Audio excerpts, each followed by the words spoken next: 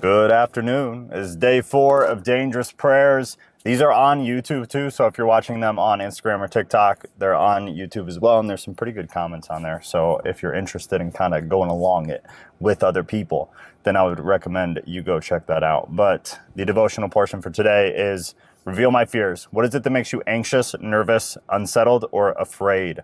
I'm not talking about normal external fears like snakes, spiders, or the fear of flying. I'm wondering what keeps you up at night. Those things that ricochet in your mind and refuse to be quieted.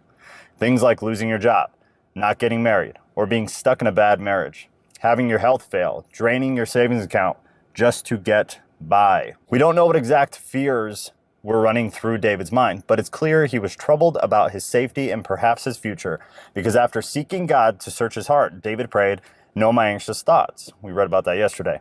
Psalm 139:23.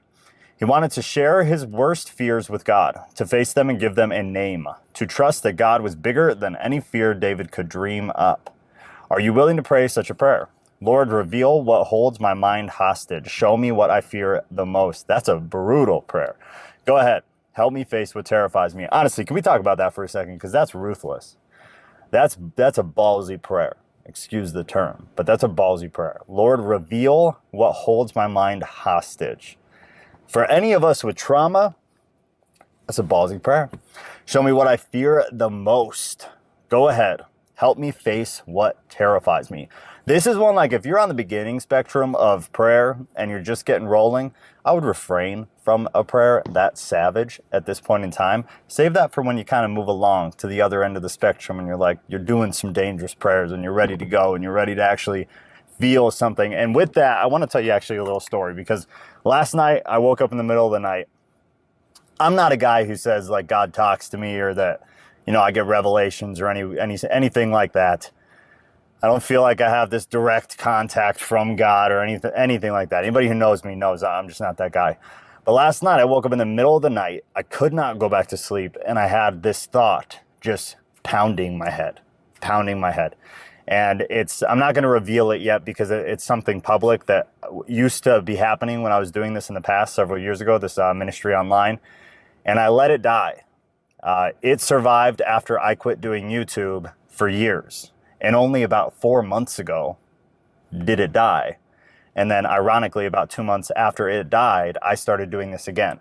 So last night I woke up in the middle of the night, just convicted. And I could not sleep. And I was trying to get it out of my mind.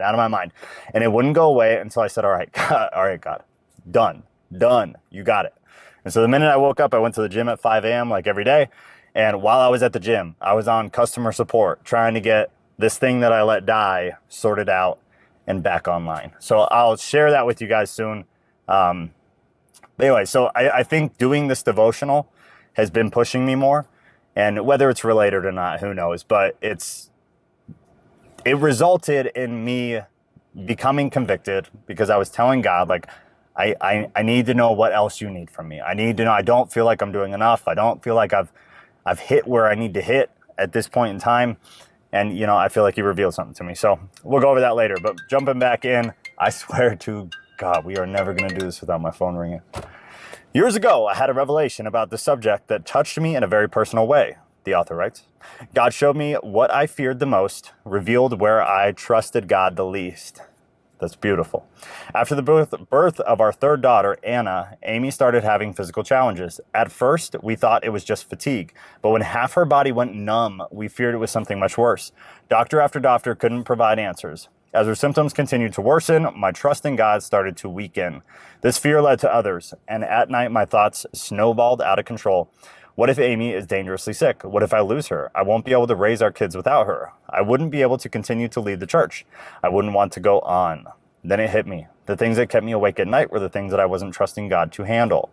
I was holding on to them, ruminating over them, trying to find a way to gain control over them, to solve all my problems, to plan for every contingency. Thankfully, by the grace of God, Amy gradually improved back to full strength, but her challenges exposed one of my worst weaknesses. Fear had consumed me. What about you? What are your areas that you are clinging to, even allowing them to terrify you? What fears are you withholding from God? Think about it. If you're gripped with fear about the future of your marriage, this is an indication that you don't completely trust God with your marriage. True. If you're overwhelmed with worry about how you will pay your bills, that reveals you may not be trusting God to be your provider. If you're paralyzed with worry about the safety of your children, could it be that you aren't trusting God to keep them safe? As God reveals your fears, he will build your faith as well. You need him. You need his presence. You need his power. You need his spirit guiding you. You need his word strengthening you. What you fear the most shows you where you need to grow with God. Very good. What do you fear? What are your anxious thoughts? What is God showing you? Where do you need to grow in faith and trust him? Moving right along, we got Psalm 139, 23, and 24. Search me, O God, we read this yesterday, and know my heart. Try me and know my thoughts, and see if there be any grievous ways in me, and lead me in the way everlasting. Philippians 4, 6, and 7. Do not be anxious about anything, but in everything be by prayer and supplication with thanksgiving, let your requests be made known to God. And the peace of God, which surpasses all understanding, will guard your hearts and your minds in Christ. Psalm 34, 4. I sought the Lord, and he answered me and delivered me from all my fears. And finally, 1 Peter 5, 7 says, casting all your anxieties on him because he cares for you. And that is that. Check the boxes. Boom. Let me see where we're at with time. Beautiful. This was a short one. So on this one, we have tomorrow, and then Sunday, and Monday, and then I'll pick a new one for us to do. So with this is kind of just a follow-up of what we've already been talking about. So I would say if you didn't do what we talked about yesterday, then look back at that one and try to actually get that done today. Write down some prayers that you feel like you can make that are dangerous, more dangerous than what you've been doing, and that's going to look different for everybody. And then write down what you think potential answers from God would be, so how God would respond to those prayers. And then write down what you think you would do in response to that. So you pray to God a dangerous prayer out of your normal scope of prayer. God gives you some kind of answer, some kind of clarity. He responds to you in some way similar to how I feel, how I think he was responding to me last night. Then I had to make an action based off of that. I did it the moment I woke up. So I was on with customer support trying to get things figured out at 5 o'clock in the morning. Luckily, they're not in the United States, so it all worked out just fine. But that was my response. So I prayed a prayer to God. God gave me a very clear answer in the middle of the night, wouldn't let me sleep until I agreed to do something about it. And then I immediately, upon waking, did something about it. So do the same thing, but do a mock of it, because you can't guarantee that's going to happen right away. So write down what the prayers would be. God answers. What are potential possibilities of how God would answer that prayer? Maybe some that you would like, maybe some that you would not like. And then what you would do to respond to the call or the conviction that God gives you. That is your continued homework from yesterday.